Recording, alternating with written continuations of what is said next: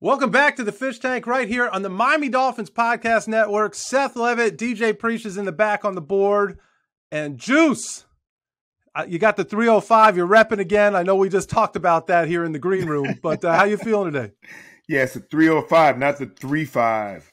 You know, as our next guest wants to think. Rick Spielman thought it was your age. He said he was 35. He was trying to do the math. It's like, no, there's an O in there, Rick. Remember, you used to work down here. That's an area code. Yeah, carry the one, man. Yeah, man, I'm stoked, man. You know I'm always stoked, man, when I talk about my side of the football, man, and one of my favorites, man. So it's going to be a fun pod as usual, Big Seth, man. And, you know, I'm ready to get started, bro. Well, I know you're always going to be – you love the receivers. Right. But for some reason, a quarterback walks in here and you're just a little bit nicer. I wonder why that is. Well, you know how that works, man. You know how that is, man. You got to take care of your QBs, man. Wide receivers have to take care of the QBs no matter what it is, whether you got to get them coffee or donuts or food, or whether you got to make sure you got the hot break off ready for them or whatever it is. Protect your quarterbacks at all costs. Yeah, well, you said the hot break off and Sage Rosenfels. So welcome, Sage Rosenfels. I saw you nodding your head as soon as he said those words. How are you, man? Man, it is nice to have a receiver that is always on call for the quarterback's needs. It's very important. The good receivers who know it, get it. Obviously, OJ learned that lesson somewhere. Not sure if that was at Penn State or early on with the Finns, but it's great to be on. I was on this pod, 2-3 years ago, I feel like, and the Dolphins are a hot football team right now. They got a hot quarterback too, and they got a young head coach who I've got a little experience with. So I'm really looking. We're going to talk about that for sure. Yeah, we're really looking forward to getting some interesting chats today. Yeah, no doubt. Let me just say this. You said you don't know where Juice learned it. I can assure you that you don't lead the NFL in receptions without figuring out how to get in your quarterback's good graces. So, well, yeah, there's multiple things. If you're like a top 5 receiver in the league, as far as, balls thrown your way or catches, there's like multiple things you have to have. One, it helps to have a really good quarterback. That helps, right? Yeah. 2, then you have to like sort of mentally massage, hey, when it's like sort of 50-50, or it's like, I know you could go over there, but I can beat this guy. I know the technique by the way he's pre-lined is outside and I'm breaking outside.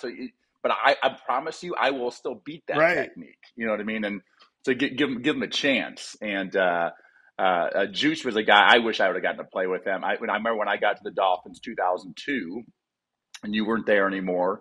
You had your toe. You probably had just retired not long before that. And Jay Fiedler and I. 01, yeah. So Jay Fiedler and I would talk about that. Jay would talk about, man, just how good OJ was, man. Just a guy in the slot that could just beat everybody. He was quick. He was physical. He understood what the QBs were looking for and what we wanted. Being a QB-friendly, legitimately a QB-friendly wide receiver, not just like off the field and those types of things, but really like a guy who sort of understands how the game works and what the quarterback is looking for. I seem like OJ, sort of had that magic, and Fiedler loved you as a wide receiver. And that's great to hear, Sage. The crazy part about that, Sage, is that I was playing on one foot for Fiedler. You know what I mean?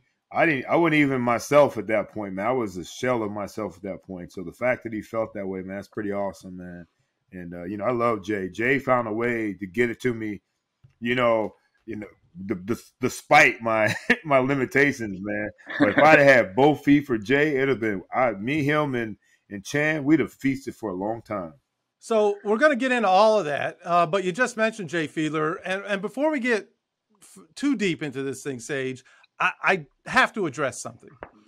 That first year, and really your first 2 years, 2002 to 2003, you and I, along with Jay, Harvey Green, and Neil Golkus, we made history in this league. This was something that had never been done before. I don't think it's ever been seen. It may never be seen again. And you know what I'm talking about. It's Hall of Fame worthy. We had the longest running and most dominant combination of Jewish quarterbacks and Jewish PR guys this league has ever seen. It was incredible. Ray Lucas and Brian Griese were the ones the only non-Jews in our group. Odd man out. I mean, we as far as like controlling the narrative of the Miami Dolphins, I mean, we had that thing under wraps. You know what I mean? It's like, hey, starting quarterback, Oh, backup quarterback. Oh, I mean, whatever we wanted to campaign out there, we had total control of the narrative of the Dolphins during those years. So yeah, great times, great memories. And I played for the Dolphins for 4 years, '02 to '05. And it's really an interesting time in the history of that football team. The '02 and '03 were 9-7, 10-6 years. We didn't make the playoffs. We had extremely high expectations. Of course, they traded for Ricky in '02. He ran for 1,800 and some yards. Just incredible. That year, Ricky Williams, I think that was the best football player I'd ever seen. And I played against him in college. He had 350 and 5 touchdowns against us in 3 quarters. In 3 quarters. In 3 quarters. In 3 quarters when he was at Texas. But Ricky was simply incredible. He was 245, 50 pounds. I mean, he really was almost like a fullback. But yet, I remember we ran a draw versus the Jets to sort of finish it off, and Ricky went for about 70. So he had breakaway speed despite the fact that he was just so thick and so strong and so elusive. I mean, he could bounce balls outside and around the safeties and get the edge and then run over the corner who's coming up to make the tackle. That was an incredible season. The next year, we trade for Junior Seau. I believe it was like a 5th-round draft pick. So now our defense is even more loaded. We're probably a top 1 or top 2, 3 defense. Previous to that, you had Zach, you had JT, Big Tim Bowens.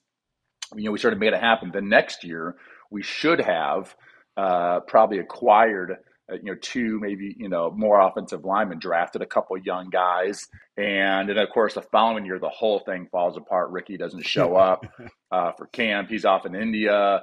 We didn't have a ton of depth, especially on the offensive side of the football. So we had a couple injuries. Yeah, it definitely did start falling apart. Of course, North Turner left in '04. And that really was the beginning of the end. Tungo by Loa. Blocked by Armstead. 2 into the end zone. Caught for the touchdown! Caught for the touchdown! Waddle! Miami has taken the lead! Sage, man, your name's been coming up, a bunch lately, especially after, recently after the Dolphins' miraculous 4th quarter comeback, over the Ravens, that 21-point comeback. Tied for the 2nd largest comeback in our history. Actually tying your comeback from the Bills game back in December of '04 when you led us to a 21-point 4th quarter comeback. To win 24-23. Back to pass goes Sage, throws it to the corner of the end zone. Chambers up, touchdown! He got it! What a catch! But you finished with nearly 300 yards passing. 2 TDs in under 20 minutes, and then Chris Chambers almost had 200 yards himself. We talk about CC, unbelievable. What are your memories of that game? Oof, man. It's 23-3 go like late in the 3rd. We're backed up on our own 5. Gus drops back to pass, gets hit in the head, gets a concussion. Sage, you're in. Everyone loves to go in the game when it's 23-3 in the 4th quarter, you know what I mean? Right. And Nick Saban just screaming at everybody. Second drive, right at the end of the 3rd quarter, we moved all the way the ball down. They flip it over, I think, for the 4th quarter. We do a handoff to Ricky at about the 5-yard line. He scores. And then the 4th quarter was just wild. The 4th quarter really was something else. We score again. And the thing is, we had a chance to sort of take the lead with about 3 minutes left. And we're only down 6, and they call double slants. And I throw the outside slant. Chambers or Marty Booker, whoever it was wide open. And I'm throwing this outside slant, and their defensive end jumps up and just catches it. Right? As I say, I threw a very catchable ball. But a lot of times it was catchable to everybody. That's probably the problem. But threw an outside slant and gets intercepted. And so there's about 2.5 minutes left. I'm thinking that's the game, right? They got the ball 2.5 minutes left. But we had all of our timeouts. And our defense, again, was so good. And they ran the ball 3 times or whatever. We got the ball back, decent field position, 20, 25-yard line, whatever it was. And I believe first play, somebody dropped a pass like right off the bat. Maybe it was Chambers or Ronnie Brown or somebody. I think second play, basically the same thing. And then on third down, let's just go for it. I dropped back and bought some time and stepped up and just heaved one down the middle. And Chambers had, he got the ball, fell down, got up, got tackled, work our way down to the 3-4 yard line. I get up and I see the clock's at like 13 seconds. Clock's running. We got no timeouts. All right. There's really no time to even like look at the sidelines. And I just thought to myself, fade to Chambers is the best play we got. I mean, at this point, I'm just going to throw a fade to Chambers. I didn't even throw a great ball. Chris jumped over him and sort of mossed him with it and snagged that thing. Chris Chambers was the tallest 5'10" wide receiver in the history of the National Football League. Long arms and crazy hop. His legs. He went from pectoral muscles to legs. He did. Just had these really, really long legs and long arms. A very unusual, body type. And he goes up there and snags that thing. And probably one of my best memories as an NFL football player. Really, probably one of the sweetest memories that I have. I had 12 career starts. I was 6-6 as a starter, but nothing where I came back and won like that. I came out of that game. My high school coach was at that game. Like I think it's the only game he ever saw me play. So just this feeling of like I did something special. It really is a short list of guys that have thrown 4 touchdown passes in the fourth quarter, and Tua now is in that group. But that list, so Juice, it's Kenny Stabler, Joe Montana, if you've ever heard of him, right? Vinny Testaverde, and Sage Rosenfels, and now Tua Tagovailoa. So that was cool as hell. But they tweeted, I don't know who, CBS Sports or somebody tweeted this out. And then Sage followed up the tweet with the real zinger, and he said, yeah, that's really cool, but there's one coach that was involved in 2 of those games, and that's Mike McDaniel. So I want to get to that because you did leave here, as you said, in after the 05 season, and you go to the Texans, and there were a lot of great coaches on that staff, as we see now. But your entire tenure there aligned with this young offensive assistant who's now the head coach of the Miami Dolphins. That's right. So I get to Houston. Gary Kubiak's the head coach, really the offensive coordinator. But we had this young wide recever's coach, I should say, named Kyle Shanahan. And, of course, I'm like, this skinny Kyle Shanahan guy, of course, gets the job because of his dad, right? Right. Gary's going to hook, we all know the NFL is full of this. So offensive quality control, Mike McDaniel. And, spent a lot of time with Mike, he'd come from Denver also. I think he was the ball boy for the Broncos or something, but he'd gone to Yale, super smart. But Mike was right there with Kyle as far as really liking the sort of the innovative, be aggressive style of coaching. And I hadn't been around that type of detail before. And so he's been a part of, 2 different games now where he's seen quarterbacks throw 4 touchdowns in the fourth quarter. I'm really hoping he has success. He's a different type of cat, but what you're going to see is that players are going to see how he puts them in position to be themselves and be successful by his scheme. He will do wonders for Tua. I promise you. The way he teaches it, the way he coaches it, the way he designs it, the quarterbacks, if you're decent at all, you're going to probably be fairly successful. Tua going deep. Oh, he's got Hill! He's got Hill! That is 6! For a young quarterback, you want someone to, be very, very confident in their footwork and their fundamentals, and know exactly what they're doing. And we know what you're doing. You just play at a much higher level. Your accuracy goes up because your footwork is tied to your arm. And when your footwork's right, your accuracy is right. And for what I have seen of Tua, he is a pretty dang accurate quarterback. He does throw a really nice football. Tua looking deep. He's got a man. Touchdown! Number 2 for Waddle. And here comes the Waddle. You played behind everyone from Brett Favre to Eli Manning, and I know you enjoyed to compete. Hell, we saw it, even off the field. I know you enjoyed to compete, but you have talked about, especially in your post-career life here, you've talked about how being a backup quarterback is not the worst gig in the world, and you kind of embraced it to some degree. So unless I misinterpreted some things, but talk about that mentality. And did you ever find yourself more comfortable in that number 2 role than even when you were going into a game as a starter?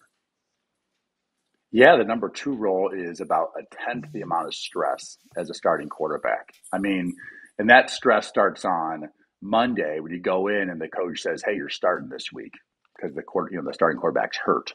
Immediately, that stress and anxiety starts. All right. When you're a backup, you're pretty much getting a few reps here and there. If there's 10 reps for a team period, you might get one. It's probably a handoff to give the starting quarterback a break, just so you get up there and you're used to being around the center and the snap count. But most of your reps are with the scout team, and when you're with the scout team, you can throw as many interceptions as you want for the most part. The defensive coordinator likes it. Our defense is playing great. We intercepted Sage 9 times today. There's no negative there, and of course you don't want that to happen. But when you sort of get thrown in there when there's an injury, you just have probably less time to have that stress and anxiety leading up to the game, and so you just go out there and you do your best. It's probably one of the great jobs in all of the world, to be honest, is because you're, when you back up Brett Favre, Eli Manning, those guys, right. So you have no stress going into the game. Forget backup. You are our QB1 on this podcast today. We're going to put you in position to be successful. We know you like the end of game. We know you like to get thrown in there and a good 2-minute drill. So we this year have introduced the fish tank 2-minute drill. All right, so we're going to throw some rapid fire stuff at you. You've been playing tennis on Saturday. You haven't had a lot of time to prepare, but we believe that you're ready for this moment. So Preach is going to pull up the 2 minutes on the clock. We're very sophisticated here with our clock, and we're going to hit start. Juice, let's get Sage Rosenfels into 2 minutes. All right, drill. Sage, you grew up on a farm in Iowa and attended Iowa State. If you didn't play football, what would you have done for a living?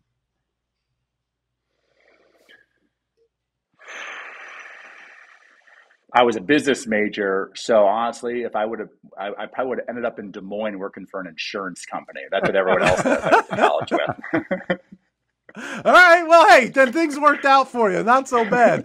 What was more intimidating? Yeah, what was more intimidating, Sage? I like it. He's saying, get to the line. Starting your first NFL game against Ed Reed, or delivering your first stand-up comedy routine? At Baltimore with Ed Reed, that was, I gave him an interception. He needed one, so I gave him one. But the first play of the game, 77-yard touchdown pass to Chris Chambers on a stop and go. That game started great, didn't end so well, but it's all right. I made the team next year, and the whole coaching staff got fired.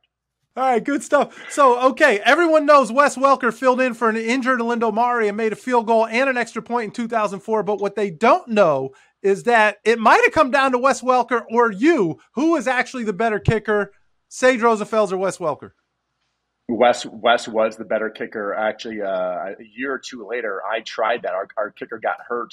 I tried to go in and kick in practice and tearing a muscle in my quad. So my kicking days were officially done. Wes was the right guy. Coach Wes Welker, we like to call him. Final questions. You've thrown touchdown passes to former Miami Dolphins, including Chris Chambers, Ronnie Brown, Marty Booker, and Donald Lee. Who is one Dolphin wideout you wish you could have thrown a touchdown pass to? Like that did I have to play with him? No. Or did I mean just any Miami Dolphin, just any Miami Dolphin? Clock is running, Sage. They have the world's best orange juice, and I've never had any OJ during my time with them. There it is. That's the That's what I'm 2-minute talking drill. about. No pressure there. There was zero pressure there, Sage. No pressure. I tell you what, pressure at all. OJ made his quarterbacks look good. He made Jay look good, and if anyone can make Jay look good, he would make me look good. So, That's how you wrap up a podcast. Sage, man, you've been so gracious with your time. It was great to catch up with you. I hope we get to do it again as the year progresses. All right, fellas. I appreciate having me on. Thank you, brother.